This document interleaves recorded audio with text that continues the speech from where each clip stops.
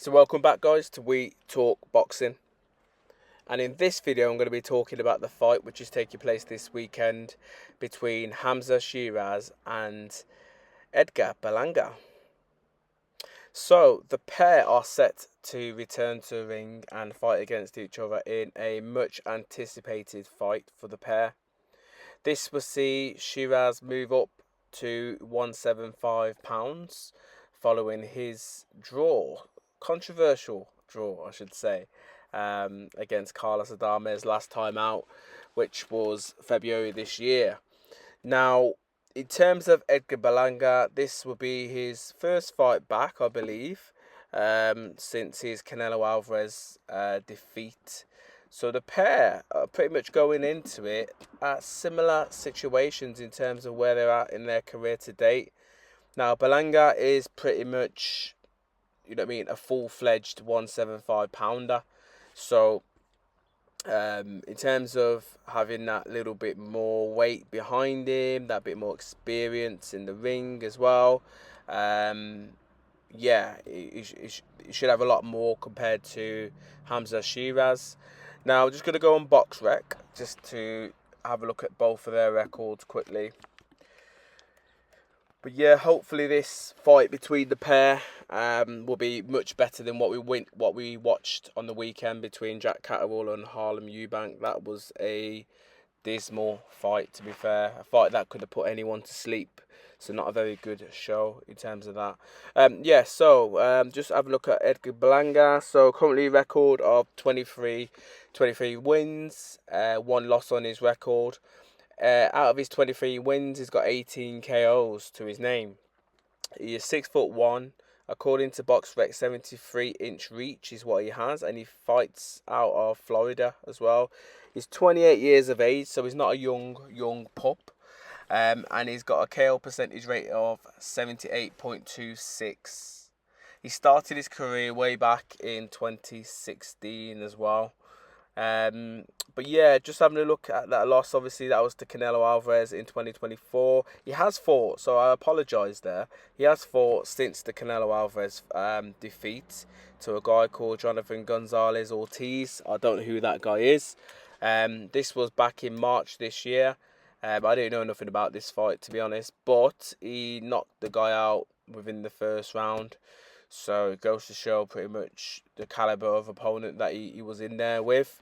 But Berlanga's been in there with some decent names. Jason Quigley's known. Anguilla is quite known as well. But the biggest name prior to him taking on Sheeraz is obviously Saul Canelo Alvarez. And I actually thought he put on a half-decent performance against Canelo Alvarez, considering the experience difference between the pair. But he was the far bigger man in that fight, so I expected a little bit more at the same time. I thought he would have probably tried to bully Canelo Alvarez a little bit more, considering all the stuff that he was talking in the press conferences before. And I literally thought he was going to do that, just with his charisma, the way he was talking and etc. before the fights, but it just wasn't to be.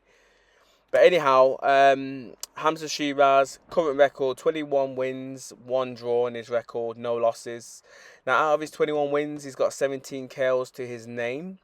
He is 26 years of age, 6'3", and a reach of 75 inches, and he fights out of Ilford, Essex. Now, Hamzah started his career similar time to Berlanga. He started his in 2017, and he's got a KO rated percent of 80.95 as well.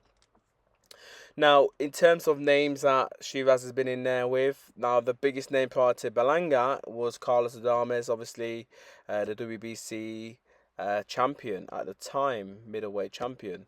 And he's been in there with other good names as well. Austin Williams, Liam Williams. He's been in there with obviously Tyler Denny, who was on good form prior to him beating Tyler Denny, Bradley Skeet, who was known back in the days, and it was a very tough fight for Hamzah Sheeraz as well. So he's been in there with a few decent names that I pretty much know more. But this fight for me is going to be a clash of styles. Now, I predict that Edgar Berlanga is going to try and bully his way to victory and try and rough Hamzah Sheeraz up quite a bit.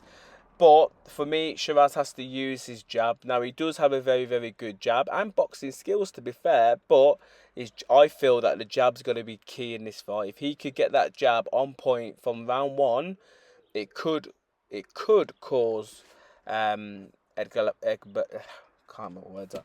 Edgar Berlanga a load of trouble, because Edgar Berlanga is just going to want to push forward and try and stay in the pocket, land big shots on Hamzah Sheeraz, and I don't blame him, because I think he's got a little bit to prove, and he wants to maybe try and prove that he is the best 168 pounder out there apart from Canelo.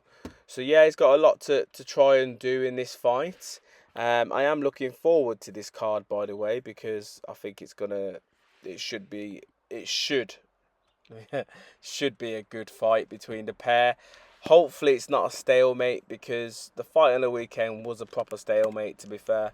Very disappointing from Catterall and Harlem Eubank. I thought it would have maybe offered something different, but it just wasn't to be. And hopefully this isn't, because with Turkey, he likes Hamzah Sheeraz.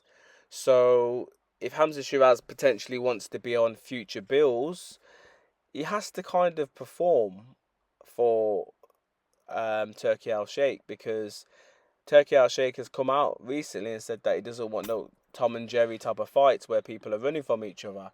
He wants people to go toe to toe. So hopefully Shiraz can maybe live up to that and give Turkey pretty much what he wants to see, because I no doubt guarantee that Edgar Berlanga is going to do that, because it's just what Edgar Berlanga does, to be honest. He likes to get straight up in your face and make it a little bit messy for you, sort of thing. So yeah, potential good fight. Also, this event has some good fights on it as well. So in terms of other fights that are on it, you've got Alberto Puello versus Sabrias Matias. That's going to be for the WBC super lightweight title. Matias obviously not long ago lost to Liam Powell, 2 fights ago, and obviously Puello, I believe, is the champion for this super lightweight division. Also, we have David Morale. He fights Iman Kataviev. Probably butchered that, but is an unbeaten 10-0 pro.